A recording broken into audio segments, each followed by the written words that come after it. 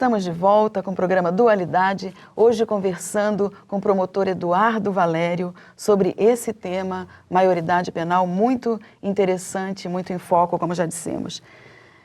Eduardo, a condição de espíritos que estão reencarnando no planeta, nós vemos que são de necessidade de um certo investimento, não só na educação, como podar situações, colocar limites, porque são encarnações de alguns espíritos muito inteligentes, mas com a moral precisando realmente de retoques. Exato. Dentro do seu ponto de vista, do seu trabalho, da sua profissão, que ideias você dá para a família que tem jovens, inclusive com essas dificuldades de tratamento e se direcionando até muitas vezes a essa condição de crime, de deseducação e que os pais ou os familiares não estão conseguindo colocar rédeas, Eduardo? Perfeito.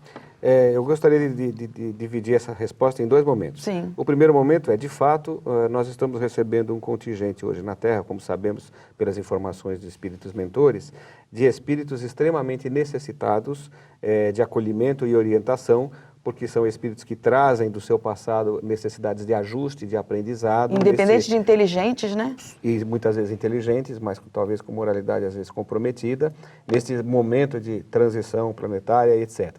E aí nós precisamos pensar nisso. Que tipo de acolhimento nós estamos dando a esses espíritos? Como sociedade organizada, como que nós estamos recebendo e, de fato, proporcionando condições de orientação e educação para essas pessoas? Com educação de baixíssima qualidade, com terríveis desigualdades sociais, com uma concentração de renda das piores do planeta que nós temos no Brasil, com índices de corrupção altíssimos, com negativa de serviços públicos básicos, fundamentais, que garantam esse mínimo existencial.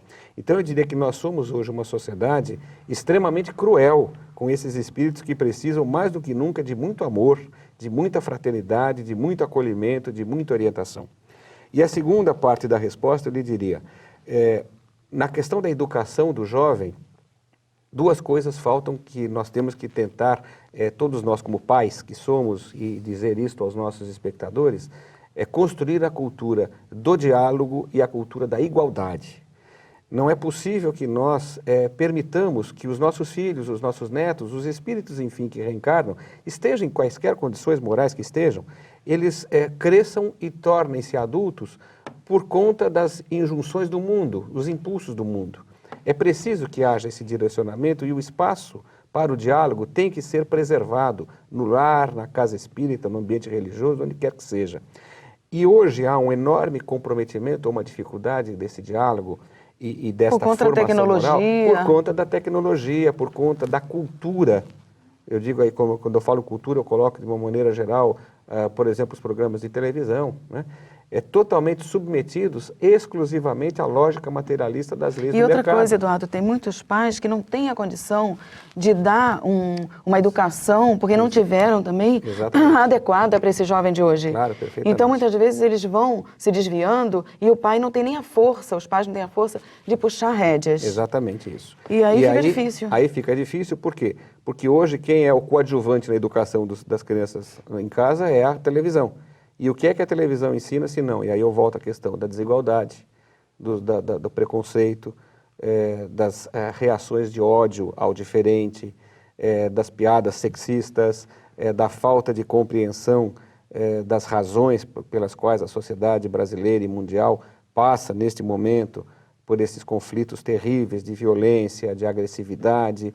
Se nós não compreendermos o porquê das coisas e não criarmos uma cultura que permita a esses espíritos que compreendam o porquê das coisas, se eles não conseguirem com os pais, porque os próprios pais não trazem essa condição, que consigam pelos elementos que a cultura proporciona, como a televisão, como a educação na escola, como as artes, nós não vamos nunca conseguir sair deste modelo este atoleiro que nós estamos vivendo hoje, de espíritos nestas idas e vindas, com encarnações tão pouco produtivas.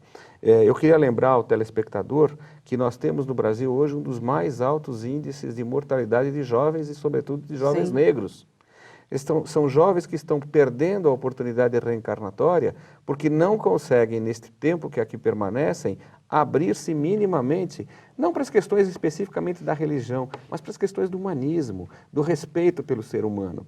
Não conseguem em casa, são famílias destruídas, são pais que também já são herdeiros também dessa mesma cultura e não conseguem no mundo de competição, no mundo de violência, no mundo de agressividade que nós construímos na sociedade urbana brasileira a partir de uma migração campo-cidade de pouquíssimo tempo, que os nossos trabalhadores do campo foram expulsos para a periferia das grandes cidades e formaram esses cinturões de miséria, de violência, dominados por grupos religiosos, dominados por traficantes de drogas, e aí encarnam esses espíritos que, com esta negativa de direitos e por conta do seu passado reencarnatório, serão os autores dos crimes a quem nós queremos encarcerar em idade cada vez mais precoce. Olha só, o crime organizado capta exatamente os menores porque sabe que não são presos, que não vai acontecer isso e aquilo.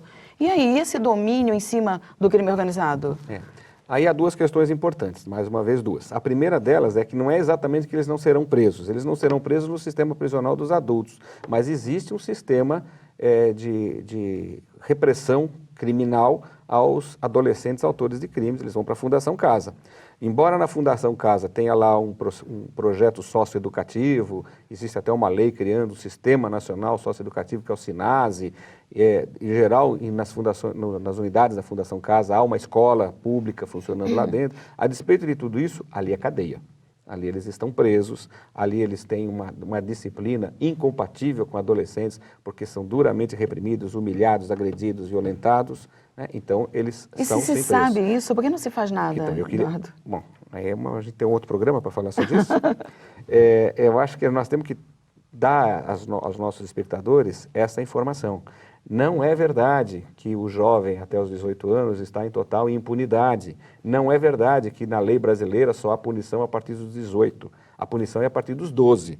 Só que num sistema específico, como recomendam as determinações, as normativas estrangeiras, internacionais de direitos humanos. A Convenção Internacional de Defesa do Direito da Criança, que o nosso Estatuto da Criança e Adolescente acolhe, é de que há um sistema específico para adolescentes infratores. No nosso caso, é dos 12 aos 18. Então, não há uma impunidade. O que há é um sistema próprio. Agora, por que não funciona? Bom, aí é uma longa conversa. Nós vamos continuar já já. Nós vamos para um rápido intervalo. Já voltamos conversando com o Dr. Eduardo Valério, promotor de justiça.